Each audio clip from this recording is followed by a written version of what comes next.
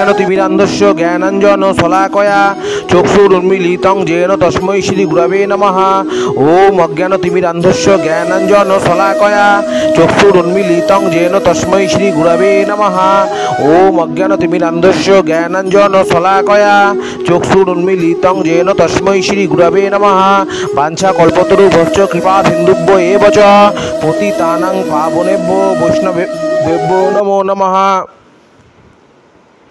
বাঞ্ছাকল্পতরুভ্যশ্চ কৃপা সিন্ধুভ্য এব চ পতিতানাং পাবনেভ্যো বৈষ্ণবেভ্যো নমো নমঃ। বাঞ্ছাকল্পতরুভ্যশ্চ কৃপা সিন্ধুভ্য এব চ পতিতানাং পাবনেভ্যো বৈষ্ণবেভ্যো নমো নমঃ। হরে কৃষ্ণ। আমি শ্রী দামোদর দাসাধিকারী। আমি আমার গুরু শ্রীমদ্ ভক্তিচন্দ্র নরেন্দ্র গোস্বামী গুরু মহারাজের চরণ যুগলে প্রণাম নিবেদন করে এবং সমস্ত বৈষ্ণব বৃন্দগণের চরণ যুগলে প্রণাম নিবেদন করে আজ এই ভগবানের কথার আলোচনা শুরু করছি। তো আজকে আমার এই ভগবানের কথা আলোচ্য বিষয় হলো যে ভগবান মহাভারতের যুদ্ধের কথা আমরা সকলেই জানি। কৌরব পাণ্ডবদের মধ্যে মহাভারতের যুদ্ধ হয়েছিল দাপর যুগের শেষে। হ্যাঁ, দাপর যুগের শেষে কৌরব পাণ্ডবদের মধ্যে মহাভারতের যুদ্ধ হয়েছিল। সেই যুদ্ধে ভগবান শ্রীকৃষ্ণ কোনো অস্ত্র ধারণ করেননি। তিনি অর্জুনের রথের সারথি হয়েছিলেন। তিনি কেন অর্জুনের রথের সারথি হয়েছিলেন এবং কেন তিনি অস্ত্র ধারণ করেননি এবং কেন তিনি পাণ্ডবদের পক্ষ অবলম্বন করেছিলেন, কৌরবদের পক্ষ তিনি অবলম্বন করেননি, সেই বিস্তারিত ঘটনা আমি আপনাদেরকে সংক্ষেপে তুলে ধরছি। দাপর যুগের শেষে ভগবান নারায়ণের অবতার শ্রীকৃষ্ণ আবির্ভূত হয়েছিলেন। তখন দাপর যুগে বিভিন্ন রকমের অসুররা আমাদের এই পৃথিবীকে বিভিন্নভাবে উৎপীড়ন জ্বালাতো। সেই ওষুধদের নিধন করার জন্য ভগবান এবং সাধুদের রক্ষা করার জন্য ভগবান দাপর যুগের শেষে অবতীর্ণ হয়েছিলেন। এই জন্যই ভগবান গীতায় বলছেন যে সর্বধর্মান পরিত্যাজ্য মামেকং শরণং ব্রজ অহং তং সর্ব পাপেভ্য মোক্ষসে মাসু। আর তিনি বলছেন যদা যদা ই ধর্মস্য গ্লানির্ভবতি ভারত অভ্যুত্থানমধর্মস্য তদাত্মানং সৃজাম্যহম পরিত্রাণায় সাধুনা বিনাশায় চতুষ্কৃতম ধর্ম সংস্থাপনার্থায় সম্ভবামি যুগে যুগে। তা ভগবান শ্রীকৃষ্ণ মহাভারতের যুদ্ধে কেন অস্ত্র ধারণ করেননি এবং পাণ্ডবদের পক্ষ অর্জুনের পক্ষ কেন অবলম্বন করলেন? এর কারণ হলো মহাভারতের যুদ্ধের ঠিক কিছুদিন আগে দুর্যোধন এবং অর্জুন দুজনা হচ্ছে কাকাতো ভাই, দুজনা গেছিলেন ভগবান শ্রীকৃষ্ণকে তাদের যুদ্ধে অংশ নেওয়ার জন্য বলতে যে হে ভগবান, আপনি আমাদের যুদ্ধে আপনিও অংশ নেবেন। কার পক্ষে সেটা ভগবান ঠিক করবে, কৌরবদের পক্ষে নেবেন না পাণ্ডবদের পক্ষে নেবেন। যুদ্ধের কিছুদিন আগে দুই ভাই বেরিয়ে গেলেন, দুর্যোধনও বেরিয়ে গেছিলেন, অর্জুনও বেরিয়ে গেছিলেন যে ভগবান শ্রীকৃষ্ণ দ্বারকার উদ্দেশ্যে। দ্বারকার রাজা ছিলেন শ্রীকৃষ্ণ, দ্বারকার উদ্দেশ্যে বেরিয়ে গেলেন। তখন প্রহরীদের জিজ্ঞাসা করলেন, দুই ভাই গেলেন, গিয়ে প্রহরীদের জিজ্ঞাসা করলেন যে শ্রীকৃষ্ণ সঙ্গে আমরা দেখা করব। তখন প্রহরীরা বললো ও অর্জুন এসছেন, ও হস্তিনাপুর থেকে অর্জুন এসছে শ্রীকৃষ্ণের সঙ্গে দেখা করবে। তখন মন্ত্রীকে বলে পাঠালেন। মন্ত্রী তখন দুর্যোধন এবং অর্জুনকে ভগবান শ্রীকৃষ্ণের কক্ষে নিয়ে যাওয়ার বন্দোবস্ত করলেন। তখন শ্রীকৃষ্ণ সকাল ছিল, শ্রীকৃষ্ণ শুয়েছিলেন, ভগবান একটু শুয়েছিলেন, ঘুমোচ্ছিলেন অ্যাকচুয়ালি। তখন প্রথমে দুর্যোধন ঢুকলো, অর্জুনও পেছন ঢুকলো। দুজন আগে ঘরের ভেতরে ঢুকে ভগবানের বিছানার সামনে, অর্থাৎ ভগবান যেন ঘুমাচ্ছিলেন সেই খাটের সামনে চেয়ার রাখা ছিল, চেয়ারের সামনে গিয়ে বসলো। আর অর্জুন কোথায় বসলো? ভগবানের চরণ কমল, অর্থাৎ ভগবানের পা যেখানে ছিল সেই পায়ের ওখানে গিয়ে অর্জুন ভগবানের পা দুটিখানি ধরে বসে রইল। যথাসময়ে ভগবান ঘুম ভাঙলো। তখন প্রথমে ভগবান অর্জুনকে দেখলেন যে অর্জুন তার চরণের সামনে বসে আছেন। অর্জুনকে ভগবান খুবই ভালোবাসতেন, কারণ অর্জুন ছিলেন সৎ,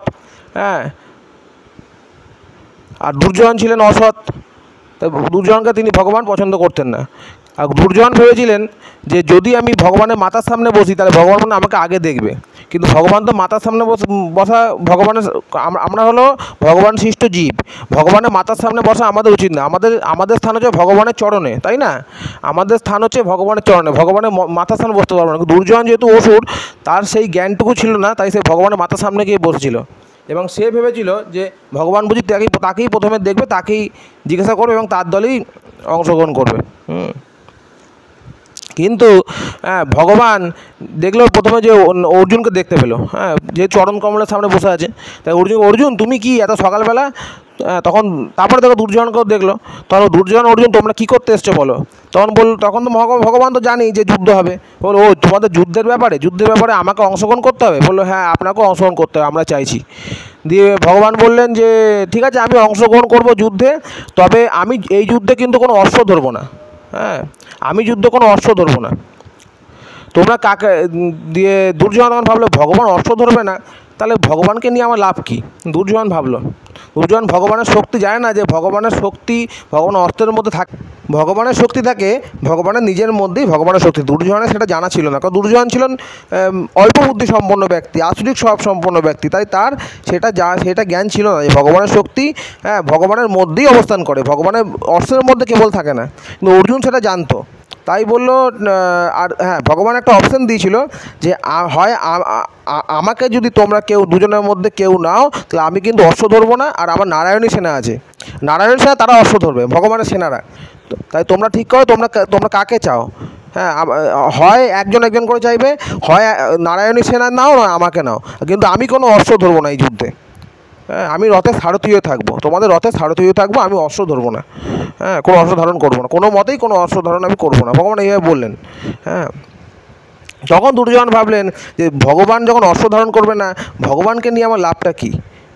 তাহলে আমি ভগবান নারায়ণী সেনা যারা অস্ত্র ধারণ করবে তাদেরকে, ভগবানের সৈন্য সামন্ত, নারায়ণী সেনা মানে ভগবানের দ্বারকায় যে সৈন্য সামন্ত ছিলেন, সেই সৈন্য সামন্তকে আমি নেব, দ্বারকার সৈন্য সামন্ত আমার হয়ে যুদ্ধ করবে পাণ্ডবদের বিরুদ্ধে। তখন দুর্যোধন আগে বলল, অর্জুন বলল না, অর্জুন আগে বললেন, তখন অর্জুন বললেন না ভগবান, অর্জুন এক চান্সেই বললেন ভগবান আমার নারায়ণী সেনা চাই না, আমার আপনাকেই চাই, আপনাকে পেলে আমার কিছু চাই না। আমি জানি আপনি যদি আমার যুদ্ধে থাকেন, আপনি অস্ত্র ধারণ না করলেও আমরা যুদ্ধে অতি অবশ্যই জয়লাভ করবো, এটা অর্জুন দুর্যোধনের সামনেই বললেন। আর দুর্যোধন ভাবলেন অর্জুন কি বোকা, ভগবান অস্ত্র ধারণ করবে না, তা ভগবান কি চাইছে, না আমি বোকা হব না, আমি নারায়ণী সেনায় চাইছি, ভগবানের সৈন্যদল যারা অস্ত্র ধারণ করবে।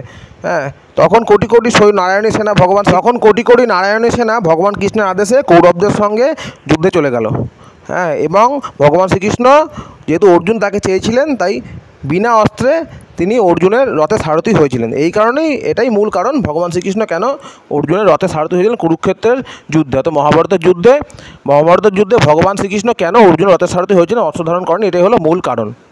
অন্তিমে দেখা যায় অর্জুনের যেটা বিশ্বাস ছিল যে কৃষ্ণ অস্ত্র যদি ধারণ না করে তাও আমরা যুদ্ধে জয়লাভ করব। আমরা তাই দেখতে পাই যে মহাভারতের যুদ্ধে অবশ্যই পাণ্ডবরা জয়লাভ করেছিল, কৌরবরা হেরে গিয়েছিল। মহাভারতের যুদ্ধের পশ্চাতে কৌরবদের কেবল একজনই জীবিত ছিল, কৌরবরা ছিল 100 ভাই, আর পাণ্ডবরা ছিল 5 ভাই। পাণ্ডবদের 5 ভাই জীবিত ছিলেন, আর কৌরবদের 100 ভাইয়ের মধ্যে একজন জীবিত, তার নাম হল যুযুৎসু, সে কিন্তু ভালো ছিল। সে যুদ্ধের মধ্যেখানে সে পাণ্ডবদের পক্ষে যোগদান করেছিল, যুদ্ধের যখন মধ্যেখানে পাণ্ডবদের হয়ে যুদ্ধ করেছিল। সেই কৌরবদের এই সমস্ত কার্যকলাপ দেখে কৌরবদের সঙ্গ ত্যাগ করেছিল, কৌরবরা যে অধর্মমূলক কার্যকলাপ করতো ত্যাগ করে তারা পাণ্ডবদের পক্ষে যোগ দিয়েছে, এই কারণেই যুযুৎসুকে ভগবান রক্ষা করেছিলেন। তো আজকের এই হরিকথা আলোচনা এখানেই শেষ রইল। অবশ্যই আপনারা এই টপিকের আলোচনা বুঝতে পারলেন। যদি চ্যানেলটিকে ভালো লাগে অতি অবশ্যই লাইক, শেয়ার, সাবস্ক্রাইব করবেন। হরে কৃষ্ণ, হরি বল।